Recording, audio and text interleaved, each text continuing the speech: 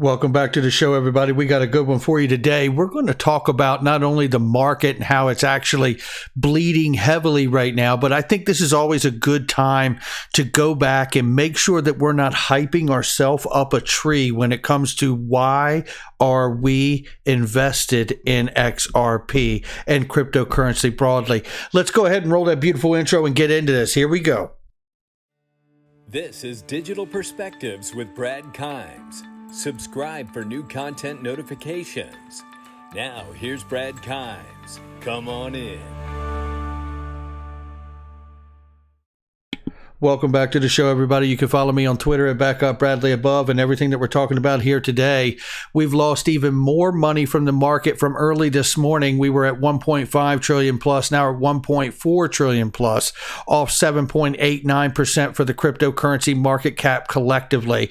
I think that should answer the question to what's going on here. It is the entire space that is bleeding heavily. Bitcoin at 34,000 plus, Ethereum at 2,300 plus, Cardano at 141, and XRP at the number 6 spot, courtesy of dereliction of duty and intimidation tactics from the SEC. We are at 83 cents this morning. Now let's talk about this as we move forward here. The range very quickly is 82.08 to 93.78. That's where we're ranging between price top and bottom right now. So now I do want to remind everybody that while we talk about this and we go through this period over the long weekend here of obviously a rollover in price. We talked about this in the middle of last week, towards the end of last week. The longer we sat at $1, the more the chance we would see the rollover and sell off in the market and the price. And it's exactly what we're seeing so far. So we know that the 80 cent, 70 cent, 65 cent range has been noted as support areas. It looks like we are currently getting ready to test the support of the 80 cent range and see if we break below to the 75 cent range. And again, if we break below that, we're down in the 60 cent range. And none of this takes all of the price targets of 272, a new all-time high for XRP, $5 plus, $13.33, and $27 XRP off the table. It is all still very much on the table, as the experts tell us. So what I want to do now is point to the things that we understand that are fundamental news, looking away from the technicals, which is the chart analysis right now, and looking at the fundamentals of what we know about XRP and Ripple, the company.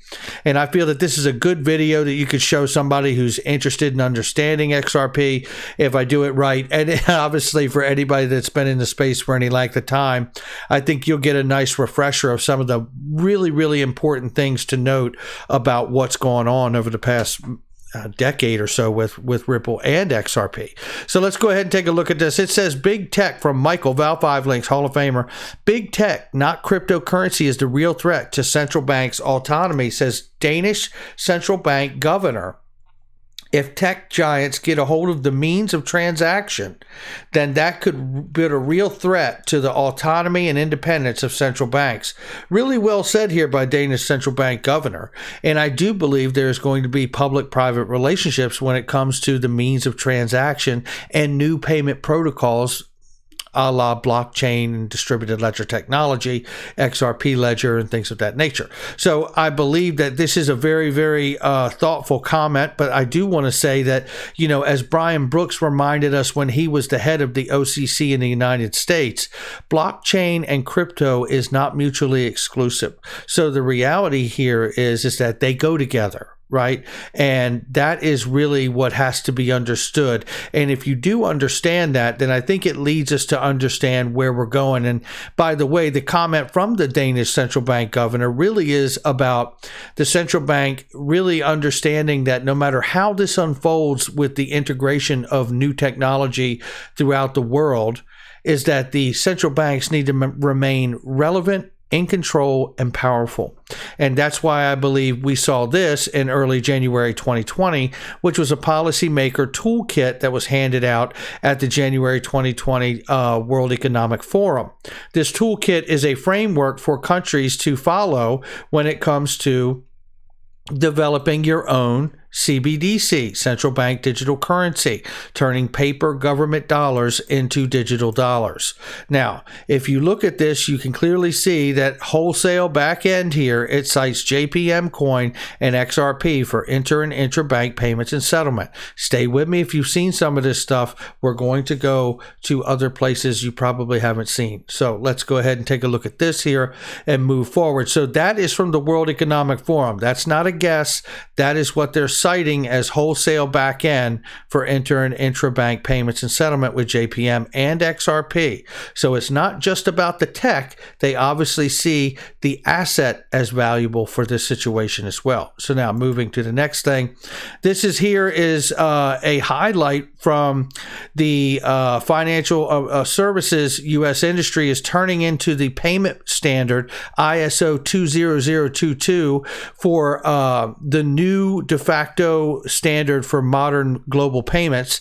And this is from the American Banker Payments here. And I'm just going to give you the highlight from Bond Crypt here. And it shows Ripple Interledger Protocol XRP. Interledger was really adopted and gifted by Ripple to, guess who? The W3C, the World Wide Web Consortium, which is the standards body committee that oversees the internet and standards and practices for it. So that's how important the Interledger Protocol was, from Ripple gifted to the committee that oversees the internet internationally. Then we show XRP being used here in the model, R3, Corda, the ISO 2022, Swift, which is obviously the current messaging system and payment system for the banks, without the ability to affect instant settlement currently. But that's what all of this new technology really is leaning into and discussing, is the ability to move something like Swift from instant payment and instant messaging to instant settlement. And that's where R3, Corda comes in, Ripple, XRP, obviously, and all these other solutions. XDC, which is a token that was created to support the Corda platform, because before that it was XRP. So you see IBM Stellar and many other things that are listed here. I'm not going to go over each one, but you do see the USDC coin, the stable coin from Circle, listed in the front of this entire thing. I think you could take this and set beside it the digital dollars of the world that are going to be created by central banks, right? So the U.S. federal digital dollar, you're going to see from the Treasury and the Fed. You're going to see the U.K. pound, right? You're going to see the euro. You're going to see the Japanese yen, and so on and so on and so on. We already know that there's a digital yuan from China, but this is the on and off ramp, and what it represents is the on and off ramp to anything that would take place inside of this diagram, which, as the World Economic Forum cited, would be really for wholesale CBDC use most relevant, right? This is a reminder here that from Ripple's website, they are in fact a part of the new ISO standard 2022 standard body committee. It is the world converging on a new global standard for de facto global data standard for modern payments. They are the first member, Ripple is, for the distributed ledger technology focus. Now, moving on to this. This is a reminder that last July, it was made effective by this agency, the Consumer Financial Protection Bureau, that in fact, Swift and their GPI, Global Payment Innovation, and Ripple and XRP could be used to affect settlement for credit unions and banks that are doing cross-border transactions. The Consumer Financial Protection Bureau is in fact an enforcement agency. So that is really worth noting. If they didn't see Ripple and XRP as a very vital part of this new financial world and new financial innovation, they would not be citing them as a solution. They would be chasing them into court to really stop them from doing what they're doing. It's also worth noting that this agency, the Consumer Financial Protection Bureau, does cite XRP as a virtual currency. So there is that too. So all these things to remind us of where we're at and where we're going. This is 2017, probably one of the most important 2 minutes you could hear from anybody that spent time at Ripple, and it was Miguel Villas, the head of cross-border payments for XRP at the time, and building liquidity. He managed to build more than $1 billion liquidity during that time frame.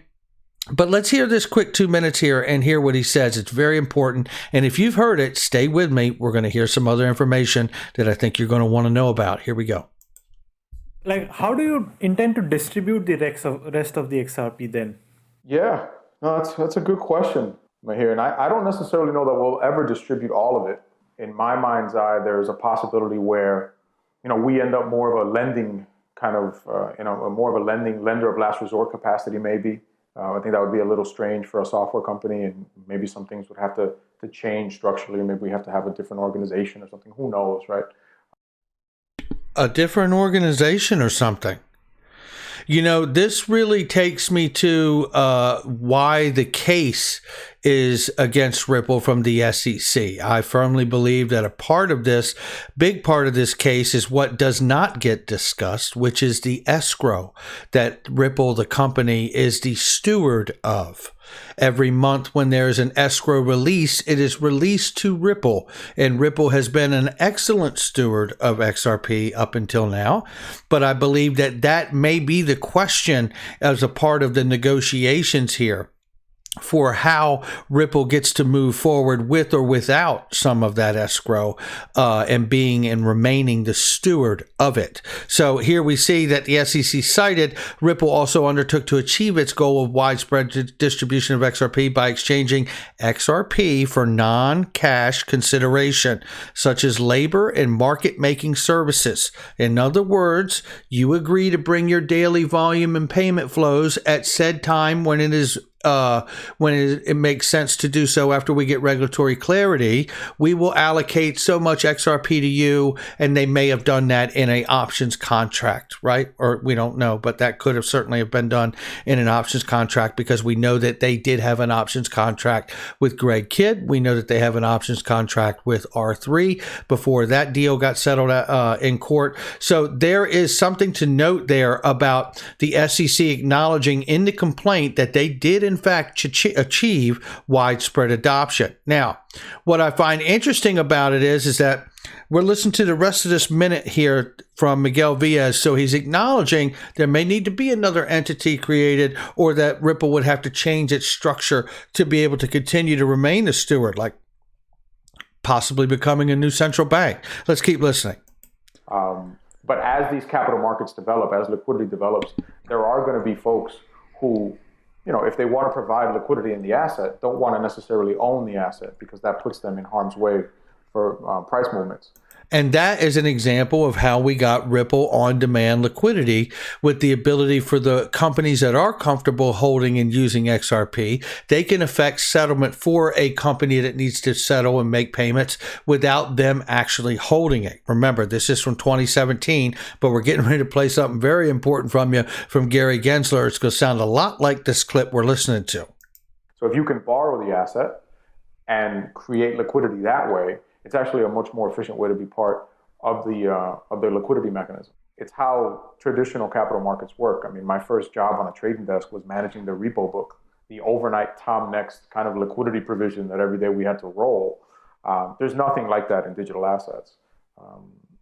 So partly because the transfers happen instantaneously, but also partly because it just hasn't developed. And one of my longer term goals, after I get the ecosystem built out, after I get payments running through there, as I start to merge or try to merge the two worlds, the digital asset markets and the traditional capital markets, as I try to do that, I think one of the levers that we'll be able to pull will be lending. And as a result, I don't necessarily know that we'll need some XRP, right, in order to do that. So I guess a long-winded way of saying, I'm not sure we'll ever get rid of all of it and sort of let it all out into the wild, partly because there is some utility for us or maybe some other, organization having it to make sure that the markets are always liquid.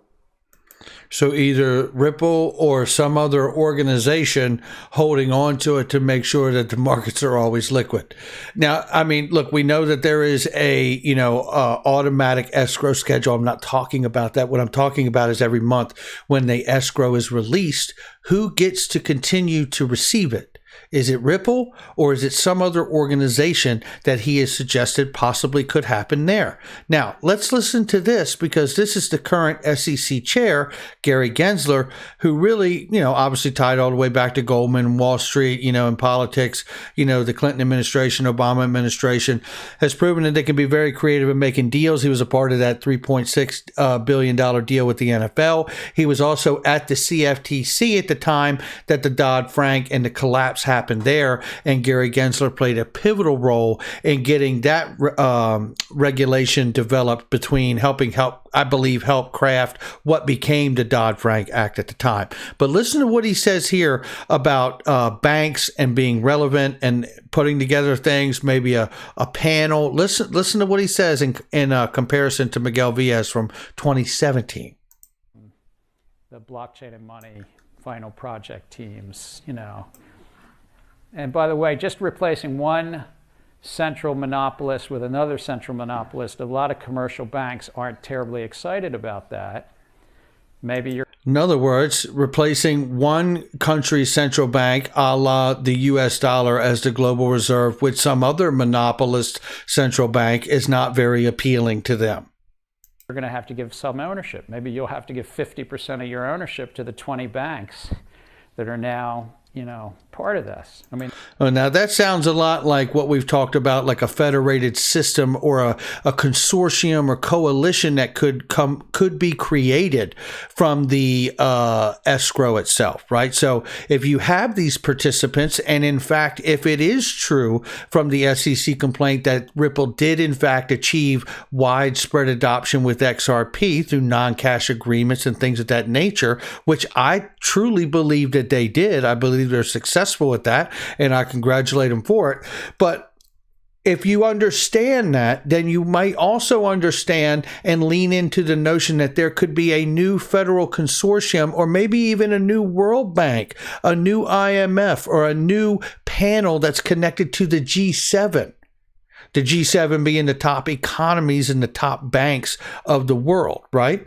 And why do I say the G7? Well, I say the G7 because in a recent PDF from Goldman Sachs, they acknowledge that Ripple is in fact considered a global settlement network for other countries with the USDR, Euro, Bitcoin, and other units of value such as commodities, frequent flyer miles. Well, that's not all, because when I look at the other things that are available here, I also look at what they had on the very next page, which was an illustration also showing Ripple sitting directly in front of the G7 central banks. Again, this is a diagram that comes directly from Goldman Sachs, which, by the way, the day after showing all of this, Goldman Sachs has now disabled the link. All of this come from this diagram right here, full disclosure, just so you know.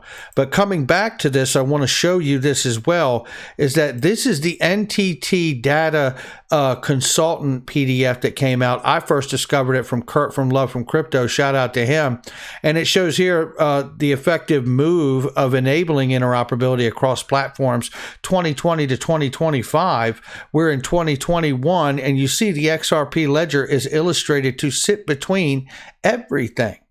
There's all your payment systems to your central banks and countries right there, right? And here we see your front-facing products and user-facing inner products for retail and consumers, right? So, pretty straight ahead when you see it that way.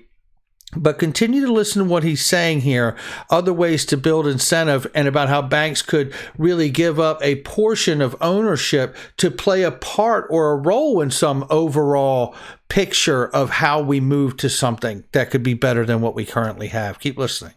And there are other ways to build incentive systems. Maybe you put a native token in there, and you give the native token. So there may be other incentive ways. This really leans into the idea you give the native token, and it really leans into what I'm saying here about giving the native token XRP for non-cash consideration like labor and market making services. This is in fact another way to incentivize using a neutral asset to beat the current monopolist. And but I, having been around commercial banks for a long time, they really are looking for ways to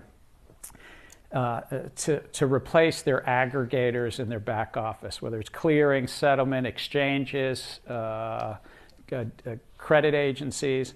But they are deeply understanding, because they are pretty ambitious and very good at making money as well. They deeply understand that every idea that's pitched to them is somebody who currently is small but wants to get big and gain market power. So they're also always thinking about how to ensure that there's a check to slow down your startup from gaining market power 5, 10, and 15 years from now. They don't want you to be the next clearinghouse like the Chicago Mercantile Exchange or Intercontinental Exchange. They don't want you to be the next central node of market power.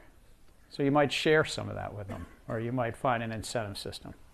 And that sounds a lot to me like issue that we're dealing with the company Ripple and the lawsuit about XRP, and that the banking system would be in direct fear of what Ripple has accomplished on a global level, according to the SEC complaint. And this would make a lot of sense why maybe we're in negotiations and in trial right now with the SEC about what happens to all of this, right? And I think it's less about XRP being a security and more that being the leverage they use to negotiate what happens to the escrow and how much of it, right? That's potentially what we're looking at. So this is why I lean into the notion about the U.S.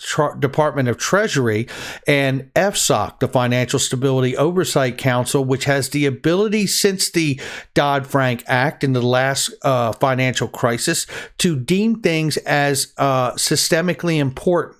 Most importantly, this designation can be brought to things that are non-bank financial institutions. That's what we're talking about here. So like RippleNet, right? Things of that nature could get a systemically important designation if the council determines that the failure or disruption of the functioning financial market utility could create or increase the risk of significant liquidity or credit problems spreading among financial institutions or markets and thereby threaten the stability of the U.S. financial system. It goes on to say if something gets a systemically important designation like clearinghouses, like we heard Gary Gensler talk about, or the Chicago Mercantile Exchange or Depository Trust, then what you start seeing here is maybe the potential for Ripple to remain a blockchain infrastructure company, really helping to bring other companies over to the new financial system by bringing them onto their software. And maybe we see potentially down the road a consortium built between the U.S. government and other governments around the world, central banks, maybe the G7, like Goldman Sachs has pointed out, that sees Ripple as a global settlement platform. Maybe the G7 collectively has a panel where they participate in the escrow releases as a steward. And maybe we even see, as we've seen suggested too, a blind auction, because Susan Athey has been well-versed in her history and her studies in economics and auctions, and maybe we see some kind of an auction style event happen after those escrow releases come out to the G7, and it could be disseminated from there potentially. We don't know, but the auction releases could be a blind auction where the second highest bidder wins the auction or something of that nature. We'll have to see, but this really starts to take us down the path. We do know that the BIS, which is known as the central bank of central banks, highlights new form of cross-border currency settlement also as Ripple Connect, right? Response by Ripple Swift GPI and Ripple Liquidity, pointing to ODL, right? RippleNet and the on-demand liquidity system. So this is interesting to me that what the BIS is writing in their PDFs here is also looking a lot like what is being said by Goldman Sachs. So now we have a clear narrative that isn't some retail consumer, a retail investor, or a YouTuber or a podcaster. This is the narrative and how this is seen by some of the largest banks in the world. This is a document I covered some months ago from Deloitte, one of the largest accountant consultant firms on the planet. And they break down inside of here XRP, Bitcoin, other things, the STR basket.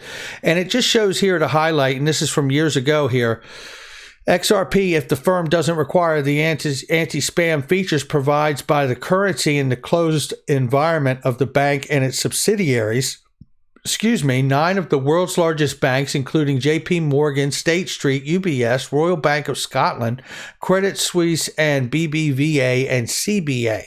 That just goes to show you the depth of the relationships that Ripple and XRP have with the banking world. It is enormously deep. Here is a page here from Deloitte in that same PDF that shows the SDR and why it's essentially failed, because the Bretton Woods system had to be abandoned basically, and the gold reserve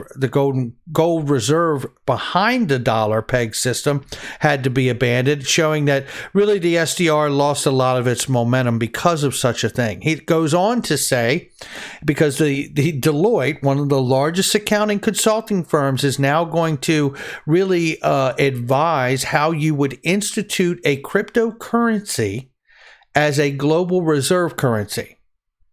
If the global reserve currency is to be stateless, where no one entity controls it, like a US dollar is the global reserve currency controlled by the US government, right?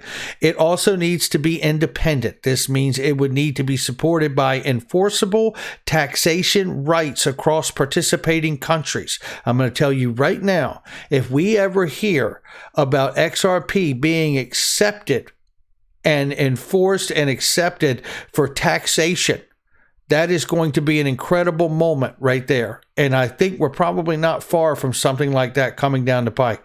Here we see, or valued against single commodity like gold, for example, or a basket of commodities such as gold, oil, grain. We know we've heard David Schwartz talk about the fact that the XRP ledger is really designed to house all kinds of assets of value that are tokenized and represented on the ledger, be it grains, oil, gold, dollars, right? Property, all of it, right? So, all right. So it says here, a third option enabled by our increasingly globalized and virtual world is to adopt a stateless cryptocurrency. Listen to this. The trust dynamics that limit the adoption of cryptocurrencies within a closed community also limit adoption across communities. In other words, if your system's not very interoperable, it kind of kills itself, right? Money is a technology for resolving obligations between individuals who do not know or trust each other and for whom barter is too awkward. The strongest possible driver for national adoption of a cryptocurrency is for the national government mandate that taxes be paid in cryptocurrency. And there you have it. The strongest possible driver for national adoption of a cryptocurrency is for a national government to mandate that taxes be paid in the cryptocurrency.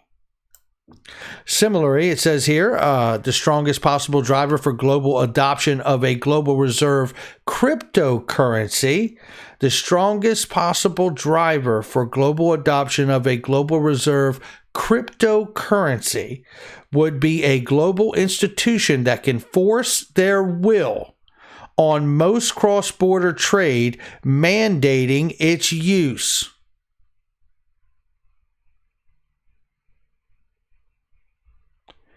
This is the recommendation of one of the largest accounting consultant firms in the world, Deloitte, recommending the best way to have a cryptocurrency be adopted as a global reserve is that you would basically take the global reserve cryptocurrency and would be global institutions that can force their will on most cross-border trade. I take you back to this right here.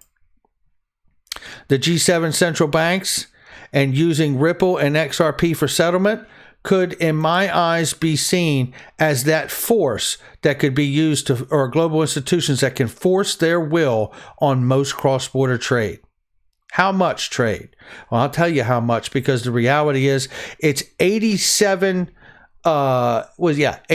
trillion or $87 trillion is what we're talking about for gross domestic product globally, which is a number that was from 2019, I believe it was. So looking at that number, we know that obviously, you come back to understanding how much of that could you force onto a new payment rail?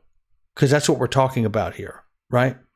This is why I bring up the U.S. Treasury, because you're not going to get any of this done without the blessing coming from the U.S. Treasury and FSOC. And certainly the IRS is going to play a role in this too, right? So moving on here, this is very interesting.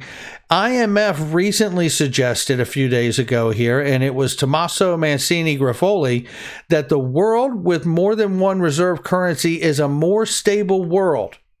This is the IMF now pounding the ground, telling you that just the U.S. dollar as the global reserve currency is a more dangerous world, an unstable world, than one with more than one reserve currency. And if you know anything about this, you know that the suggestion is that you place a couple beside it to be supplemental to the U.S. dollar as the global reserve currency, and you let time go by and see which one actually wins and proves out. Whatever wins will, in fact, become that reserve currency. Looking here, this is a reminder that April 28th and April 29th, just 1 month ago, we saw the G7 have their digital technology ministerial meeting. And this is really interesting to me because they do cover digital and technology through here for the group of 7. But we also know that come June 11th and 13th, we actually have the full 47th G7 summit. Now, what's interesting about that is if you come down here, you wonder what will the fallout be from the G7 digital technology group of 7, and what will the fallout be from their learning of whatever it comes from that, and whatever they come up with here. It says this will be a part of what's covered in the agenda. So check this out, and shout out to Big Skinny for this. The United States is also reviewing a plan for the IMF to allocate up to 500 billion pounds in special drawing rights to its members, which has been widely endorsed by other countries, but was previously blocked by the U.S. and the previous administration. It goes on to say the G7 finance officials have also supported the need to regulate digital currencies.